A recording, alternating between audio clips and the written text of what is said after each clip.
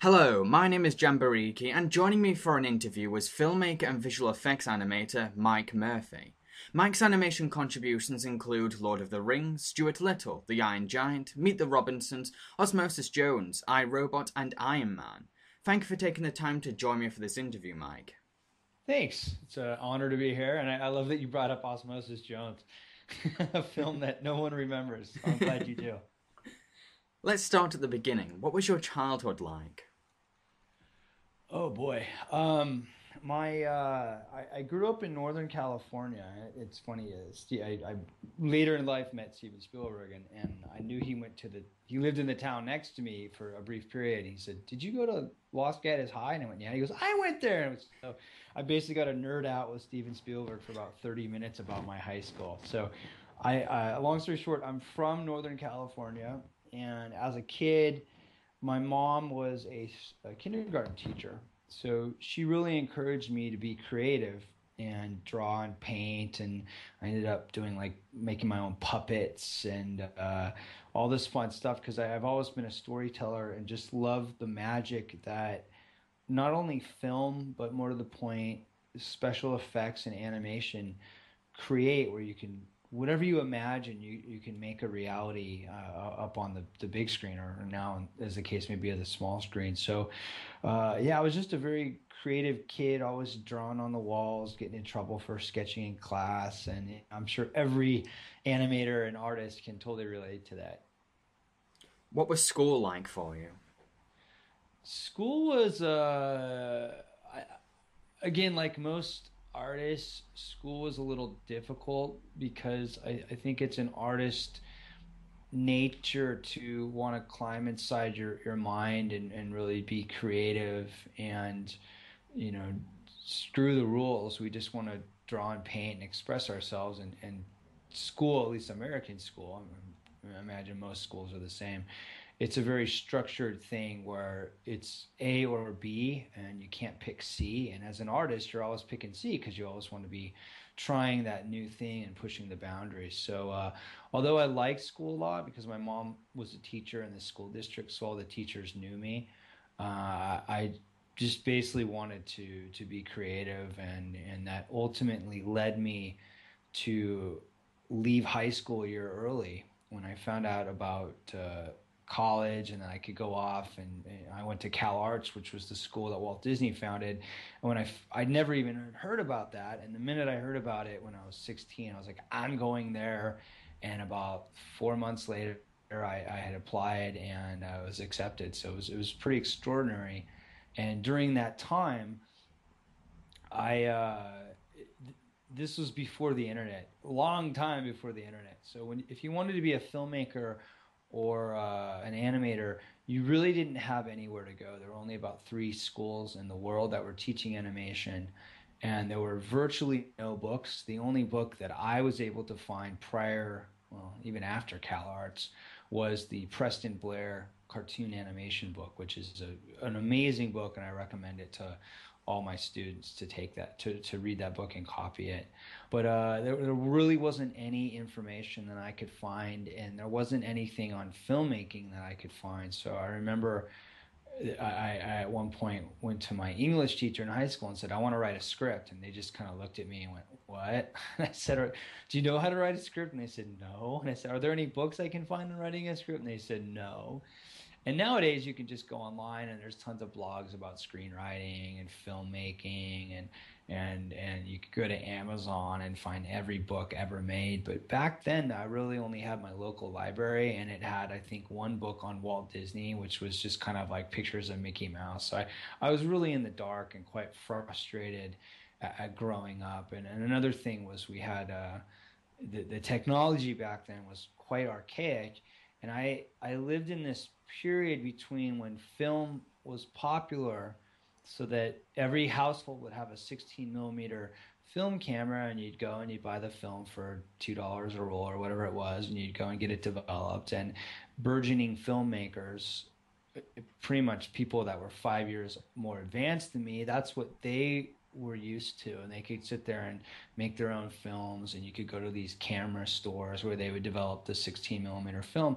But I was in this period where video cameras were just in their infancy, and that meant that all these traditional places where you can learn filmmaking and buy 16 millimeter cameras and get your film developed, those were pretty much going out. So I really had no place to get the technology. And I remember my parents, my dad, bless his soul, he bought a camera for the family, and I ended up breaking it because I ended up using it every day. And I at one point had all the neighborhood kids acting in a reenactment of E.T. So I was doing like feature films when I was like 15, 16, but the camera broke, and I asked my dad, can you get another one? He's like, no, that thing cost $5,000. They were very expensive back then.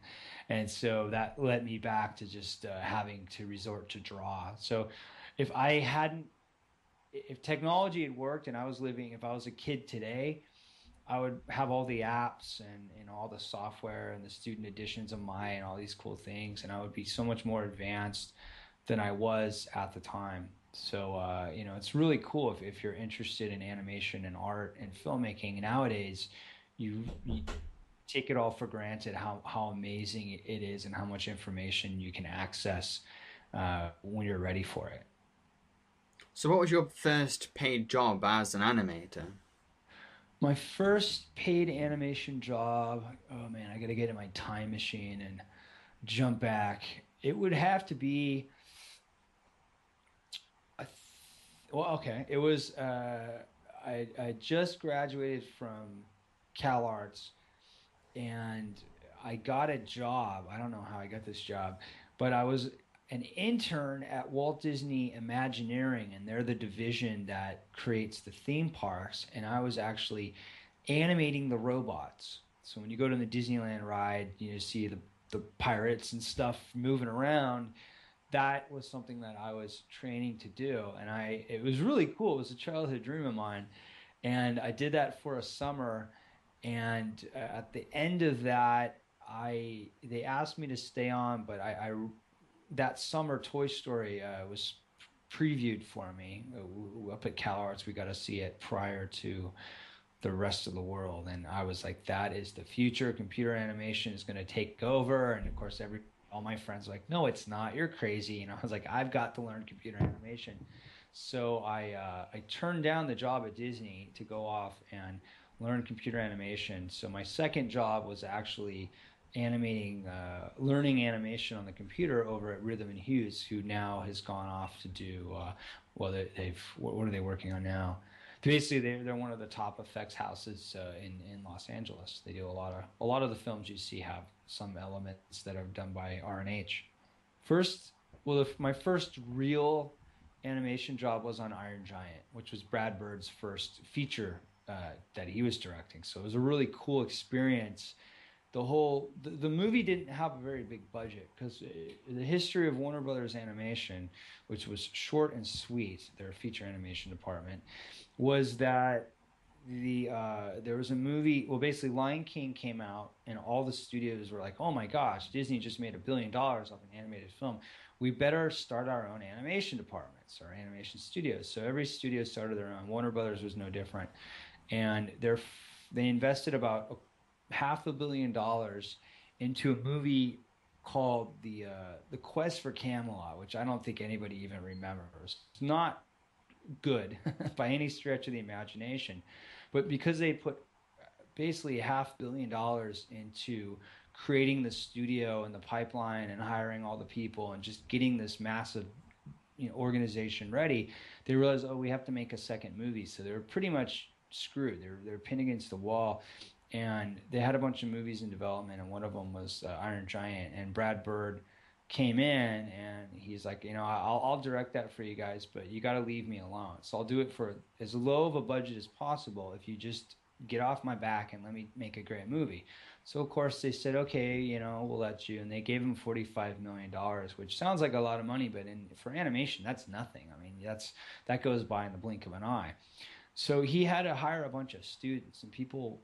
Pretty much the cheapest labor you could get, and this was before the internet, so you had to hire people in LA. Now they would just outsource it to India or Philippines or someplace. But back then, you had to hire people in LA, and you had to pay the union, the union payment. So they hired all these students, and luckily, I just graduated. I qualified as a student, and i.e., they could hire me very cheap. So they had this really young crew, and Brad was smart, and he made sure that all the lead animators were experienced people who'd worked on a number of films, but everybody else in that crew was pretty much under 25. And I don't know how the senior people dealt with us all, but it was a really fun environment because it was pretty much everyone's first feature film, first animated job, really. And we were just all really excited to be there making a movie. And I just remember there's no movie since then that matched that. And if you're a young animator, when you get your first job, it's going to be the most amazing, magical thing. And 5 years later, when you're working, it's not the luster is worn off. So I was really lucky that my first movie was under Brad Bird, because it could have been. I've worked on movies since that they were horrible to work on. So it was great that my first one was just such a wonderful experience, and it really paid for my expectations and for my career. What's the most difficult thing about animating on a computer? Uh, let's talk about the good things first. What the difference between computer animation and traditional animation is: traditional animation, you have to know all the technique and acting and all these other, really amazing things. But on top of that, you have to be able to draw. And you have to be able to draw in the style that the film is. It's very, very difficult for people. And if you need to make a change to your scene, you pretty much have to throw the whole thing out and start over, unless it's a timing change. With character animation on the computer, you can go in very easily, just make changes. You can save different versions of your file. You don't have to worry about drawing. So you can really focus on the performance. And I remember the people who are the best actors, in my opinion, working in 2D were like Frank and Ollie. Like if you look at Ollie's work, I think Ollie did. It was one of the two guys. I always get them mixed up. Sorry, Frank. Sorry, Ollie. But I think it was actually Ollie who animated Baloo. And there's just some really great acting in Baloo on the Jungle Book. But you still can't, in the best 2D animator, let's say somebody like Glenn Keane, you can't get very subtle animation because you have a line and it wobbles. And despite yourself, it's going to wobble. Where in computer animation, you can just lock a character down, have them completely still, and you can really see their breath. So, you can see their little subtle eye darts, that show that they're thinking. And I remember the first time I saw Toy Story, there was a scene underneath the car with Buzz and Woody, and I just remember looking at Woody as Buzz is talking to him, and an animator, his name I think was Mark Oftedal. Don't quote me on that, but I think because I went to school with him, I'm saying his last name correctly, I believe. He had animated Woody with these little tiny eye darts, and I was like, holy cow, that's it. That's the future of animation.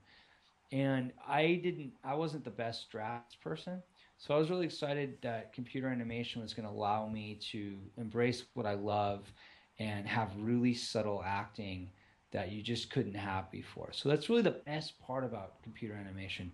The difficult thing about computer animation is that it's very rigorous on your body. A lot of people don't think of that, but if you're not sitting properly, if you don't have ergonomics set up, and you're working these really long hours, you could really damage your body. So this is something that I really want to stress to everybody who wants to be an animator or any sort of person working at a computer, is you can really break yourself horribly bad, and it takes years to rehabilitate. And I had this problem when I was working on the second Lord of the Ring. We were working about 100-hour weeks, and I was sitting in a chair that wasn't ergonomic, and I had severe back and arm and neck problems for about 3 or 4 years after that. And that all could have been fixed if I just knew about ergonomics. So it's very important that people really understand that your body's very delicate, and if you're not paying attention, the computer can really hurt you. So that would be one thing. The other thing is you have a lot of people who think they're animators because they know the software and they can get in there and move stuff around, but they don't really have the technical or the skill that comes with doing something repeatedly over and over and over. So there's a great book by Malcolm Gladwell called Outliers, where he pretty much makes this hypothesis, which I totally agree with, that in order to get good at anything, it takes 10,000 hours. And if you look at the Beatles or Mozart or Steve, what's his name, Bill Gates, all of them, which Malcolm Gladwell talks about in his book, all of them had about 10,000 hours of experience before they finally got their big shot. So everybody, when you think of the Beatles, you think, oh, they just showed up in America and they were hits out of the blue. No, they spent tons of time in Hamburg playing in CD bars, learning their craft. And a lot of animators just take a Maya class and go, well, I can move stuff around. I guess I'm an animator. And then they apply and they don't get the job right away because they don't have the technical skills of knowing about acting and design and all these other things. I mean, animation is incredibly hard. It's incredibly technical. You need to know a lot of things extremely well for you to be up to snuff with the rest of the talent pool. And I see a lot of people that get really discouraged. So the computer kind of helps you get further along than you might necessarily be. It's like training wheels to a point. So it's another thing I just want to stress to people who want to be animators is just because the software doesn't mean you're going to get that job. So you really have to make sure that you understand the art and you have the time to really develop yourself before you go out there. Because I don't like people applying to jobs and saying, oh, I got turned down 50 times and getting discouraged. You just have to keep believing in yourself and trying, and eventually you're gonna have the skills to pay the bills. You served as an animator for certain shots of Gollum in the Lord of the Rings films. Is there any reason why animation was alternatively used for some shots of this character rather than Andy Serkis in his motion capture suit? Yeah, that's a great question. On the original Lord of the Rings, they we didn't really have motion capture when they first started shooting. So they had Andy in this, the suit with the balls on it, and they would have on set this really basic motion capture unit, and it didn't work. And then they eventually just pulled Andy out of the shots to get clean plates, and that didn't really work. So they eventually just used the takes with Andy in the scene because the other actors, like Elijah Wood, they acted 100 times better if they were actually reacting to Andy, which is one of the bases of great acting is just reacting. And you can't really react if you're acting against nothing, unless you're Bob Hoskins in Roger Rabbit. He's a genius for that, for his work in that movie. So it was around the time of the reshoots because they went back and they reshot, or not reshot, but they did pickups for all the films after they'd spent 2 years filming the initial chunk of them. And by that time, the technology had developed a little better, and they were able to go onto a stage and recreate a lot of the scenes with Andy. And we would actually get that data, but what we found was the technology wasn't there yet, and we didn't have any facial motion capture. And we had his body, but Andy's dimensions are vastly different than Gollum's, and so the motion capture at best was used as a reference. So we would just go through the motion capture, find the keyframes, save those out, use those for basic timing, although I never stuck to those. And just really use that as a guide for our performance. So when you see Gollum, everything you see, let's say 85% of the things you see were all keyframes. And there's only one shot that I did on the entire film. I did probably about 7 minutes of animation for films 2 and 3.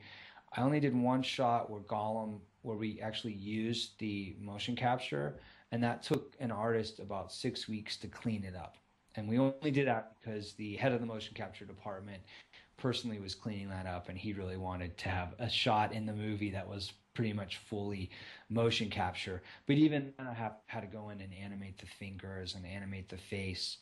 But by the time we got around to The Hobbit, this latest one that just came out, and I believe Gollum's only in the first one. We'll wait to see over the next 2 years if he repeats himself. But that Gollum was fully motion captured because the technology had come to the point. Because you got to remember, when the first Lord of the Rings came out, between that and The Hobbit, we had all the Robert Zemeckis motion capture films like Polar Express and Beowulf, and I think there's one other, oh, the Christmas Carol, and then we had Tintin, we had Avatar. So motion capture is pretty much awesome at this point, and we can motion capture faces extremely well and get every little nuance. But we didn't have that at all back then. And so now that's why if you watch the Hobbit and you go and watch the work that we did in Lord of the Rings, Gollum looks different. He's much more subtle now. When I watch the Hobbit, you can see every little twitch that Andy had, and as animators, we had to layer all that in, but all that was planned out. In a keyframe sense, we would look at Andy's performance and try to caricature it, because if we did a test early on where one of the animators took a shot of Andy and they copied it verbatim, and they basically laid Andy over Gollum's puppet, and they copied it, you know, basically rotoscoped the mouth and the eyes, everything. And another animator just used Andy's performance as a reference. And the one that was copied verbatim it looked dead. Gollum looked like he was a wooden puppet, even though he was moving the exact manner that Andy was.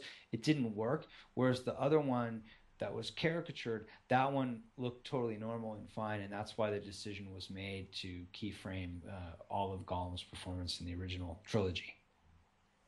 You have worked as an animator for Disney's Meet the Robinsons. What was your experience of working at Disney like? Oh, that was great. My whole life, I dreamt of being a Disney animator. And when I was 16, I was lucky enough to meet someone whose brother, a guy named Alex Topetti, was a cleanup artist at Disney. And Alex invited me down for lunch, and I ended up staying for 2 days because they were doing Aladdin at the time, and I was like, this is the coolest thing I've ever seen. And since then, I'd always wanted to be a Disney animator, and it just never had worked out up until this point. So Meet the Robinsons was hiring, and I knew some people there, and so they wanted me, and I went, and yeah, it was really awesome and nerdy. One of my favorite things is they have what they call the morgue, and the morgue is an entire art library where every little bit of art, pencil doodles on a napkin, anything, gets archived by the Disney company. And you can go in there and say, hey, I'd like to flip the scene of Captain Hook talking to Mr. Smee and Peter Pan. And they, 1 second, and then a minute later, they pull it out. And you have the original scene in your hands that you're flipping. And it was absolutely the coolest thing. And I'd always go there at lunchtime and just pour over all the artwork. And the other cool thing is right across the street from the animation department is the Disney lot. So at lunch we would go over and have lunch on the lot. We'd walk around and they'd be filming Pirates of the Caribbean or whatever's going on, and that was always really fun. And it's Disney, so there's a lot of history there, and they've been doing it. They pretty much invented feature animation, and that history still stands. And it's kind of a little heartbreaking to me that they're doing computer animation. They're not doing hand drawn anymore. I'd like to see them do at least one hand drawn film every now and then, but for whatever reason, they feel the audiences aren't responding to hand drawn, which I don't fully believe. But that's it costs $45 million and above to make a film, so you got to get your investment back. Was there any difficulty in animating the giant himself in The Iron Giant, seeing as his emotional movement stems solely from his jaws, eyelids, and gestures? Did this design limit you at all? Yeah, it was extremely limiting, and we would do cheats where we would have to like take his jaw and totally break it out of the body and rescale it and do stuff just so that the line from the camera's point of view was like a slight frown. So if he's sad, we'd have to like lower his jaw and tilt it out to get that sad line. So it was extremely limiting in that sense. However, the flip side is whenever you as an artist have massive limitations on you, you have to be really creative. And because of that, we were able to come up with some unique solutions to the emotional problems that, or the emotional displays that needed to be happening for that character to come across. So we use the eyelids quite a bit, and he has these little eyes inside that we can use to get little eye darts to show he's thinking, and I think it's one of my favorite characters I got to work on because it was so limiting. Um, you can learn a lot from working on a character like that, and one of the things we referenced quite a bit was the Muppets. I mean, the Muppets is basically a sock. Kermit the Frog doesn't even have eyelids. He just has these ping pong eyes, and his mouth can only go up and down, and maybe the hand can scrunch up just a little. But solely based off that, you can get so much emotion from Kermit. I mean, Kermit's a movie star. He holds his own on screen for 2 hours, and it's a hand inside fabric. And so we knew that if Kermit, if any of the Muppets could work, we could make the giant work. And I hope we pulled it off. What has been your favorite character that you have ever animated? Probably Gollum, because the character was so well written. I mean, that he's one of the most iconic characters of all time, because every great character has a massive contrast. So if you look at Indiana Jones, he's this globe-trotting adventurer who's not really afraid of anything. But the contrast is he's afraid of snakes and he's afraid of pretty girls, right? There's that great scene in Raiders when he's drawing at the board, he's writing on the chalkboard, and one of the co-eds is flirting with him, and he gets all flustered. And James Bond would walk over there and say, let's go get a drink or something. But Indiana Jones was very flustered by that, and that made that character have some emotion and something interesting going on under the surface. And they never really explain why he's that way, but you're always wanting to figure out the puzzle. And Gollum was no different. He was this mean, nasty villain, yet they infused him with this really sweet, lovable Schmeagol. And so you had two complete extreme characters inside this schizophrenic guy, and that makes for a really amazing drama. I mean, people come up to me and they rave about Gollum. I never really hear people talk about the other characters in the film. Like, people are like, oh yeah, I love the movies, but everyone loves Gollum, and I think that's because of the writing. That has nothing to do with the animators. That has nothing to do with what we did. It's sure Gollum turned out really well from a technical perspective, but all of that rests upon the script and Andy's performance and interpretation, because you could have given that to a bad actor and they could have ruined it. And even if the character didn't quite fit into the scenes from a compositing or technical level, the writing of it still would have held. And if you want to see great writing, look at The Simpsons. The show is pretty ugly, or South Park. They're not very appealing to look at, but the writing and the performances are so great that people love them. I mean, The Simpsons has been on for 25 years now or something like that. It's pretty awesome when you think about it. So Gollum would definitely have to be my top character that I've worked on, because it's just great writing. It all comes back to the script.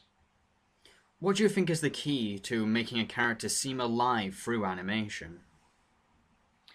Again, that's going to go back to the script. If you don't have a very solid structure for basing your acting off of, then your character is not going to work at all. And you can be the best animator in the world, but if the story sucks, it's just not going to help. And one of the examples I like to bring up, there's a movie called Road to El Dorado. And I like bringing this up because I think the art direction and the animation are some of the best I've ever seen. I mean, the character designs are great. The animators were incredible. But the script wasn't very good. It's a big, giant mess. And the animators didn't really have anything to do. They're just trying... There's no reason for the characters to be doing and saying what are required of them. And so the animators are just trying to scrape out a performance. And even though it's technically very nice, it just doesn't hold together, and nobody remembers that film, or even I can't even tell you the characters' names, because the story, which is the whole mechanism for what an animator needs to do, doesn't work. But let's say you do have a great story and you've got a great character design, you've got a great lead, and the voice actors really well performing, then your job is just to understand how to do the best acting possible. You need, if you want to be an animator, a successful animator, you need to understand how to act and how to tell a story. And after that, you can just have the same tools that an actor has and get in there and think, okay, what does my character want? What's the story point that this one shot that I'm animating is trying to convey? And if you know that and you know how the acting needs to progress throughout that sequence, because most film sequences are about 2 minutes, 2 to 4 minutes long. So if you know where the character is starting at the beginning of the scene and you know where he or she is ending, or it in the case of animation is ending at the end of the scene, and you know that you have shot 7 out of 24, then you can pretty much do a great job and make sure that your one scene isn't standing out, because you don't want to have this great, you don't want to do your one scene in a bubble where when you watch it in continuity with the rest of the sequence, your character's overacting or they're moving too much because you didn't really understand what that story was going on. And you also need to understand that your character, when they're listening to another character, you pretty much just want to do keep alive and let your character react. So the other character, the audience can only look at one place at one time. So you want to make sure that the eye is directed towards where the story needs to be. What softwares do you use to animate for these blockbuster films that you work on? The main one that I've always used is Maya, and ever since Iron Giant, I've used Maya. And the main structure of Maya hasn't really changed. I mean, Maya, they keep adding a lot of cool stuff to Maya, but as an animator, all you really need is the navigation tools, save, undo, and the graph editor, and you're pretty much ready to rock and roll and make a great performance. The other softwares that I use a lot, not necessarily in the feature film world, because in feature films you get hired to do your one thing. They're these massive productions, and you can't have artists doing many different things. You have to pigeonhole them. So it's great because you can really get good and learn your craft. But if you want to really learn a bunch of different things and try different skill sets, then you want to go to TV or video games or something.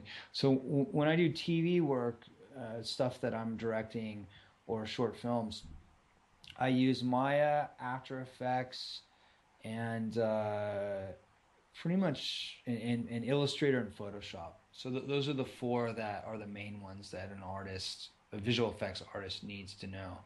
Now, if you're going to be doing something like compositing, like if you don't want to be an animator but you want to be a visual effects artist, then there's a few compositing softwares like Nuke and what's some other one? Nuke's probably the one that comes to mind that a lot of studios use for their compositing. But as an animator, Maya is the way to go. So if you want to do like compositing, then I recommend learning Nuke or After Effects, because visual effects houses primarily use those. But if you want to do CG animation, then Maya is the one that you got to learn.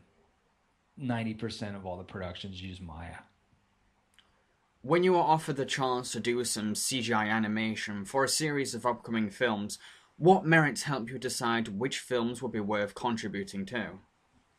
Well, I kind of have a unique career. So when I'm looking at, well, at this point, I don't animate anymore. I direct.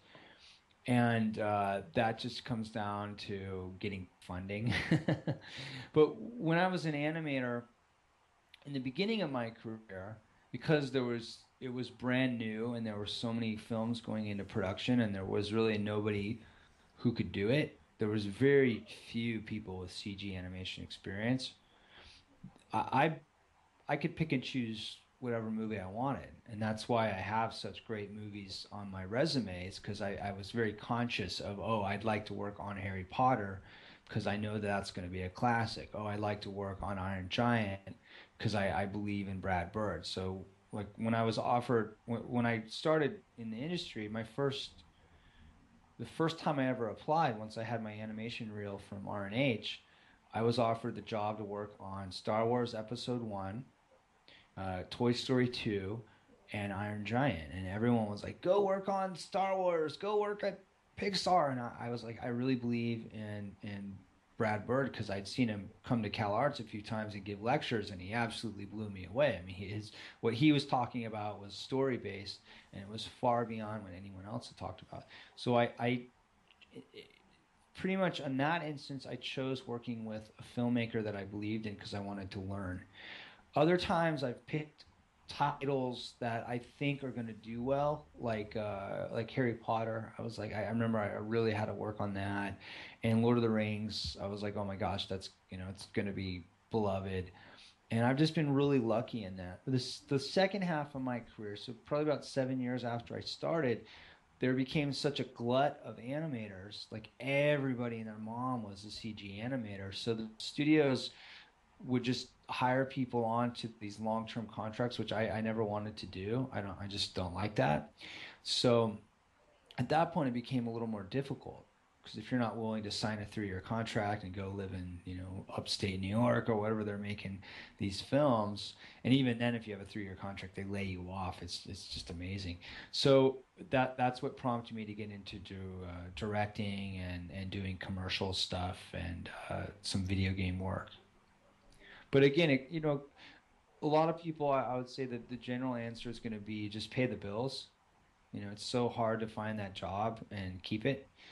But if you do have the ability to pick, then you want to go on just whatever is going to creatively fulfill you. What excites you. And I remember there was one point where I was supposed to work on a movie called Hollow Man, and I just was morally repulsed by the film itself. I thought it was horrible. I didn't want my name on it, and I actually got in a slight legal battle to get off that movie because I knew that I did not want that on my resume. And I'm proud of all the movies on my resume. None of them I'm embarrassed by. I mean, from a moral standpoint, you know. So I've been fortunate in that sense. Now, you've also directed several live action films. What I loved about these shorts was how camp and cartoony they seem to be. They rely on limited dialogue and exaggerated acting to tell their story. Do the aesthetics of animation happen to influence the way you direct your live action films? In those instances, yeah, uh, because I'm creating. It's like Tim Burton. He creates a unique world, cinematic experience, and all the most of my shorts I did about 8 years ago, and I had I hadn't really studied acting, and I hadn't really uh, just gone there as an actor. And after doing those, I went and I studied acting at some of the top acting studios in Hollywood. And the work that I do now with actors and the filmmaking is much more subtle and it's not as cartoony, if you will. But those early films of mine, I was taking what I knew as an animator and interpreting it into a live action world and trying to keep that consistent tone. If you look at other people who are animators who go into the live action realm, the tone's all over the place because it's very hard to have absolute control over everything in the frame and have consistent performances over all that. And the other thing you mentioned is the lack of dialogue, and that's because if you look at like great Pixar short films, they don't talk a lot. There's really no dialogue in Pixar shorts because the minute you start getting into words, you have a whole layer of exposition that has to happen. And the best films are visual. Even something like one of my favorite movies is E.T. And you can turn the audio off. You still want the music because it's just so good. But if you turn the audio off, you still completely understand the story. And most great movies have to be silent films first and then operate with that veneer of audio over them, unless it's Tarantino. And then, sorry, I'm at a house and there's a little boy downstairs that's calling for dinner. Um, like Tarantino movies, it's all about the dialogue, and that's why his movies are so unique. Are you interested in directing a feature length movie? Yeah, actually, I have a few in development.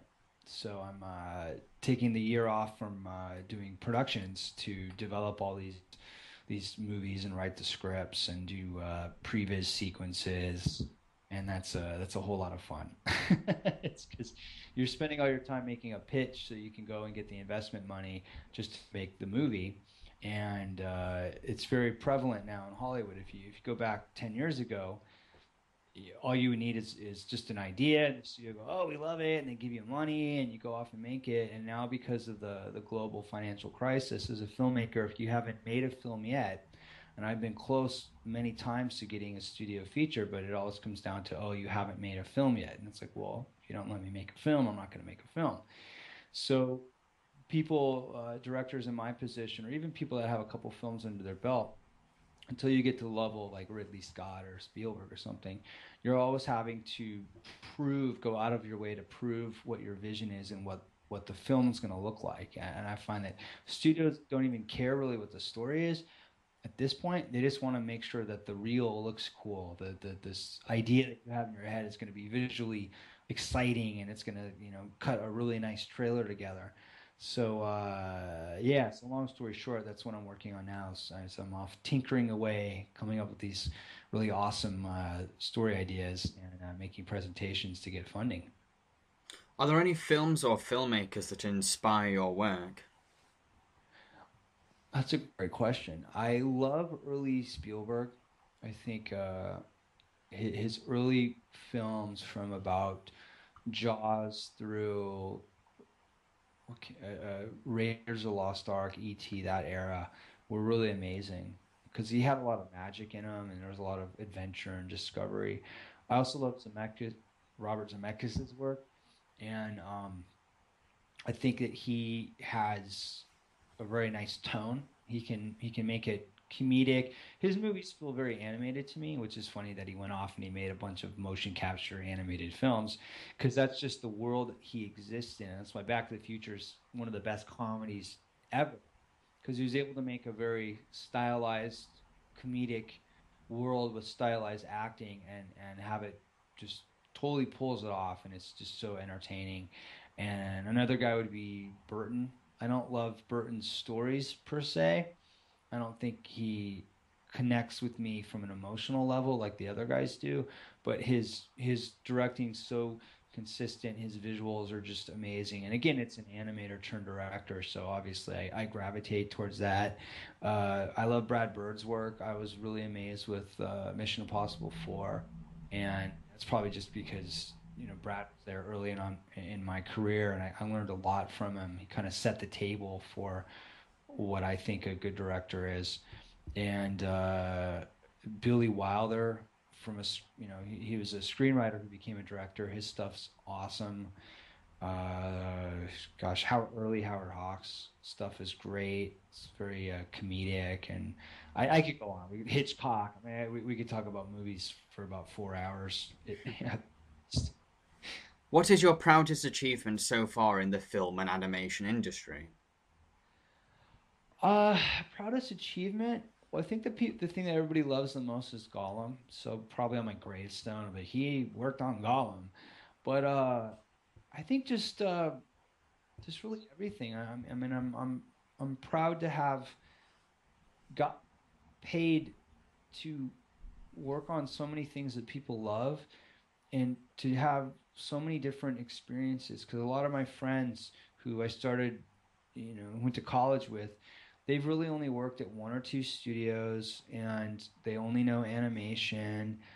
And I've been lucky through career choices, or maybe it's a curse, but I don't know. I think it's lucky to have had all these different, experiences of working on cartoony feature animation and live action visual effects, and I've gotten to direct, and I've gotten to study acting, and I've gotten to produce. I've gotten all these. I've probably had about 14 different careers over the last 15 years, and it's been really great and exciting from a creative standpoint to be able to have all those opportunities and to keep having them. I mean, each day new amazing things open up for me that I haven't done before, and that's what stimulates me. What advice would you give to someone who is interested in film or animation as a career? I would say that it is an incredibly difficult career. It's getting harder every day because there's less and less films being made. As the global crisis is happening, And people, Hollywood is went from making about 900 movies a year about 10 years ago to now they make about 250, probably less than that, films. So the aspects of working, the jobs are significantly less. However, there's all these new opportunities of working on video games, which is booming right now.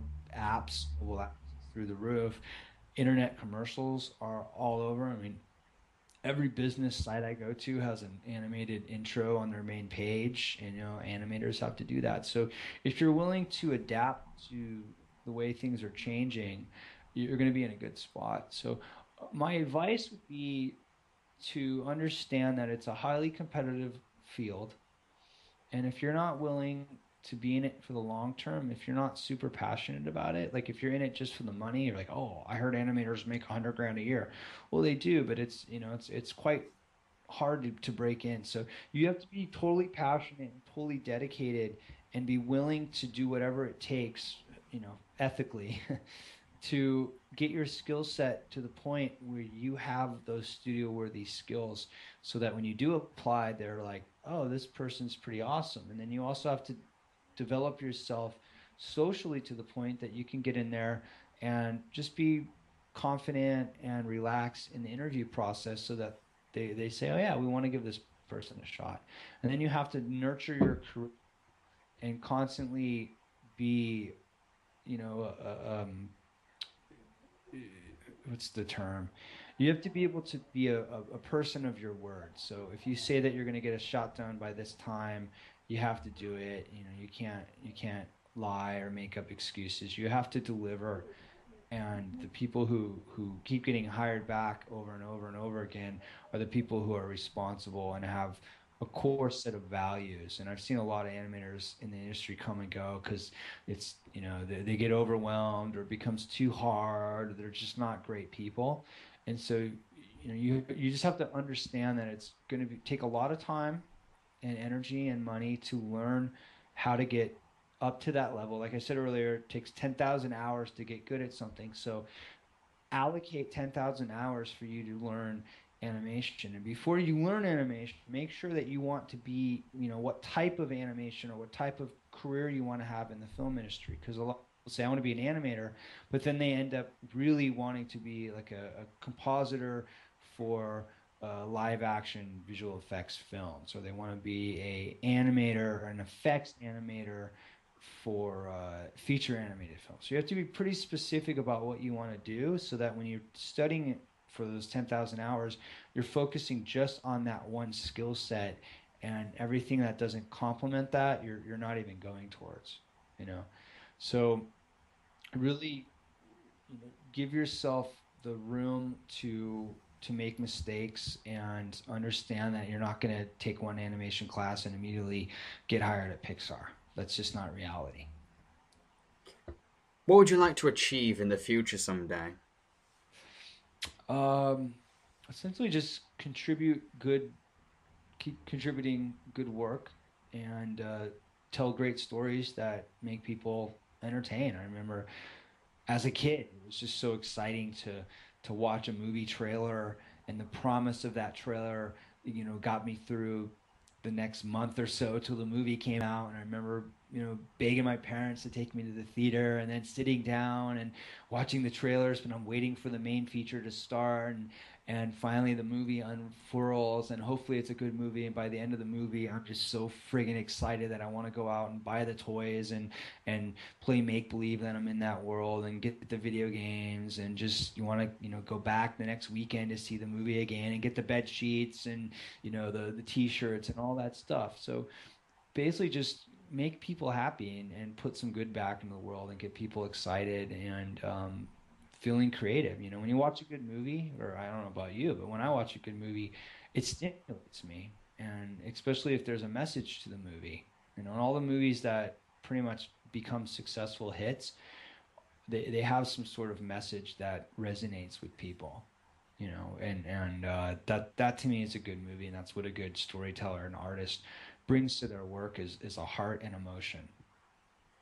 Well, thank you for taking the time to be interviewed, Mike. Thanks for having me. You gave some wonderful answers. Thanks.